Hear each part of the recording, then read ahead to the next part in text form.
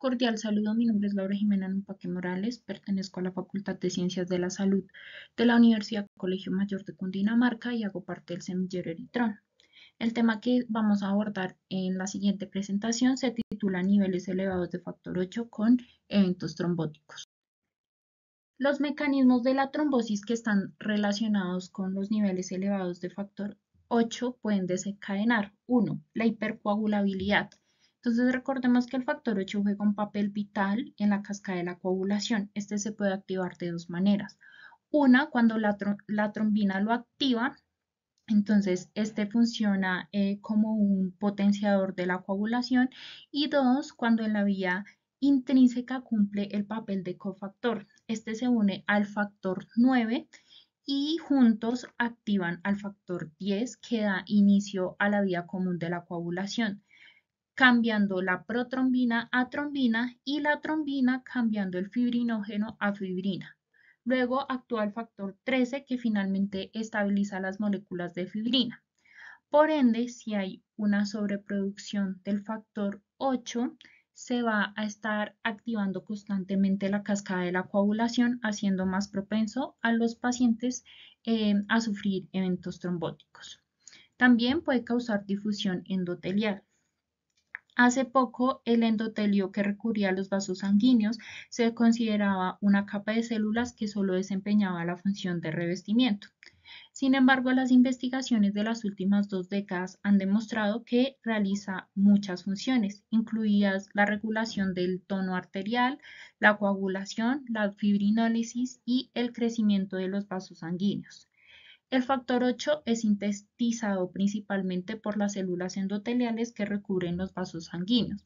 Cuando se presenta la difusión endotelial, este puede provocar un aumento en la expresión del factor 8 o factores protrombóticos, lo que puede desencadenar eventos trombóticos en los pacientes. Y también tenemos la inflamación y la respuesta inmune. Ambos juegan un papel importante en el desarrollo de eventos trombóticos, ya que diferentes estudios han asociado la secreción de citoquinas y la acumulación de células inmunológicas a la activación de las células endoteliales que generan una sobreproducción del factor 8, generando coagulopatías que amenazan la vida de los pacientes. Bueno, ahora vamos a hablar de la elevación del factor 8 en pacientes con COVID-19 y la relación que estos tienen con los eventos trombóticos. Entonces, el COVID-19 es una enfermedad viral causada por el coronavirus SARS-CoV-2. La infección por COVID-19 se asoció con una secreción significativa de citoquinas y una acumulación de células inmunes que activan las células endoteliales y causan coagulopatías. También en algunos estudios se evidenció una respuesta inflamatoria sistémica regulada por marcadores inflamatorios que condujo a mayor daño endotelial y por ende a mayor número de eventos trombóticos en estos pacientes. Uno de los eventos trombóticos de mayor impacto fue la coagulación intravascular diseminada. Esta se diagnosticó en pacientes con COVID-19 grave. Generalmente estos pacientes se encontraban en UCI y esta coagulación intravascular diseminada estaba mediada por la liberación endotelial del factor tisular y de algunos factores de la coagulación como lo es el factor 7 y el factor 8.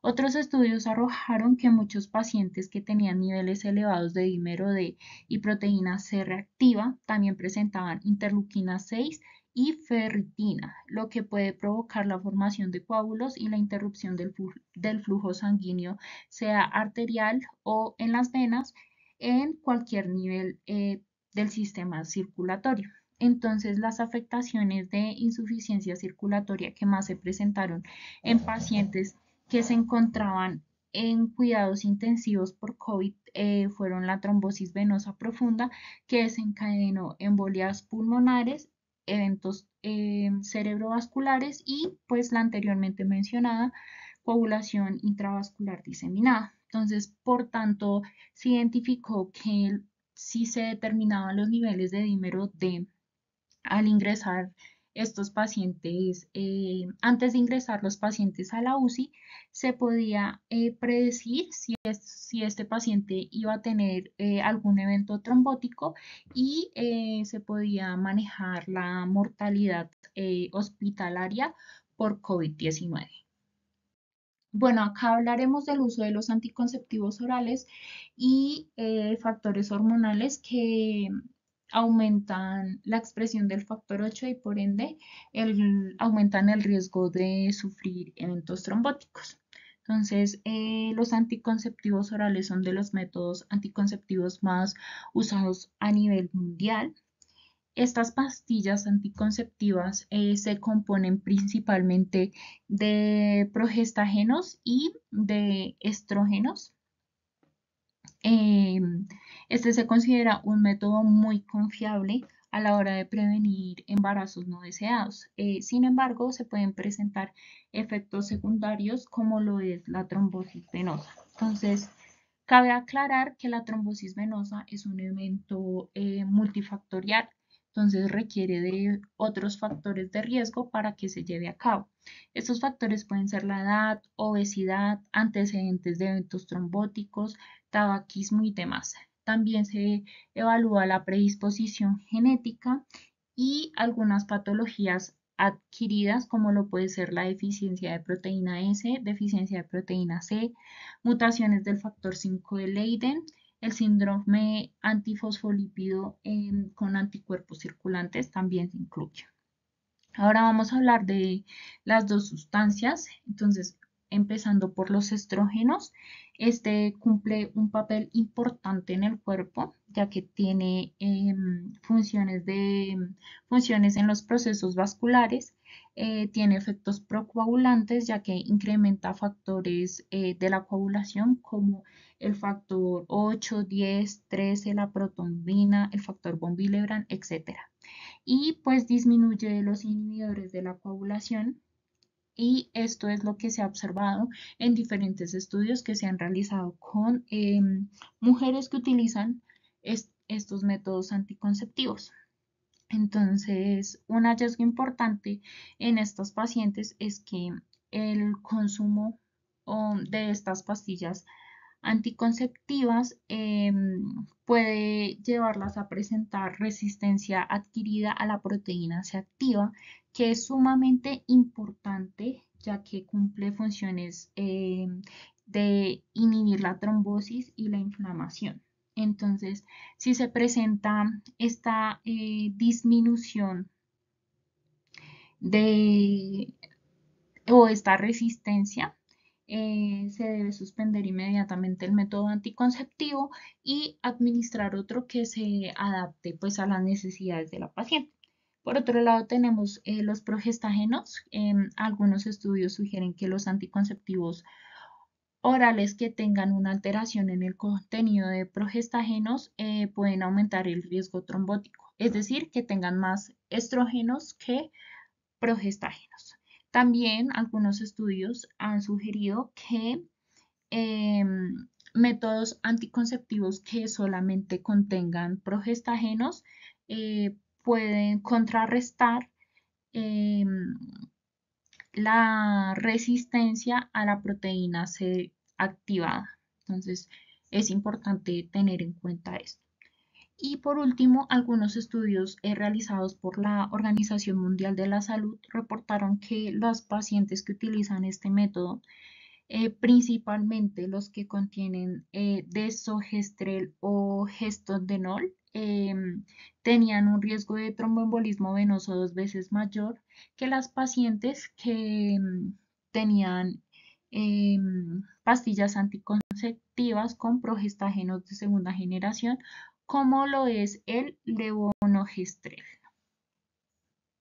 Aquí abordaremos cómo el sedentarismo influye en la elevación del factor 8 y por ende aumenta el riesgo de trombosis en los pacientes. Entonces, en primer lugar, tenemos la estimulación de la producción del factor 8. Entonces, la falta de actividad física conlleva a la disminución del flujo sanguíneo, lo que estimula pues que el endotelio vascular aumente la producción del factor 8. y por ende aumente la probabilidad de sufrir un evento trombótico. También tenemos la difusión endotelial, entonces aquí se evidencia un desequilibrio en la producción de factores de la coagulación, aumentando la producción de factor 8 y por ende pues aumentando el riesgo de eventos trombóticos. También el sedentarismo se asocia mucho con la obesidad. Estos se consideran pues la obesidad pues se considera un factor de riesgo. Entonces, estos mutuamente se potencian y pues digamos que la compresión que genera la obesidad más la disminución del drenaje venoso que genera el sedentarismo causa un efecto inflamatorio sobre los vasos sanguíneos, lo que genera un desequilibrio en los factores de coagulación y pues aumenta el riesgo de sufrir un evento trombótico. Y por último tenemos el aumento de la resistencia a la insulina. Entonces el sedentarismo se ha asociado como factor de riesgo para la resistencia a la insulina y este pues conlleva la aparición de diabetes tipo 2.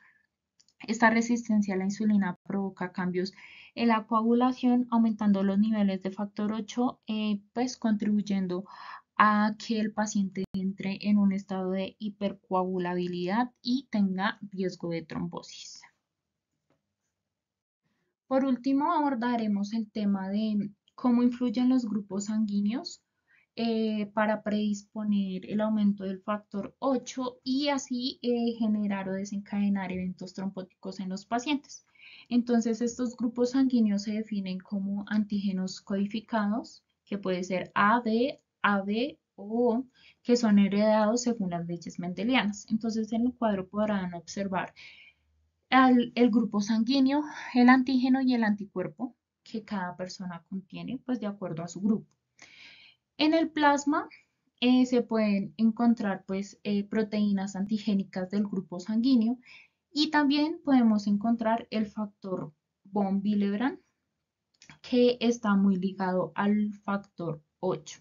Esta proteína pues se sintetiza en las células endoteliales vasculares y también en los megacariocitos. Posteriormente, este se almacena en forma de gránulos alfa en las plaquetas para cumplir pues toda su función en la cascada de la coagulación.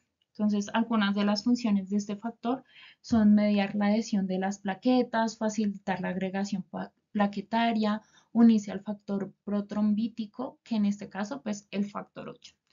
Entonces, tengamos en cuenta que si hay un incremento en el factor von Willebrand, va a haber un incremento en el factor 8 y se ha asociado que eh, los pacientes que son más propensos a sufrir trombosis venosa profunda o embolias pulmonares están relacionadas al grupo A y al grupo B.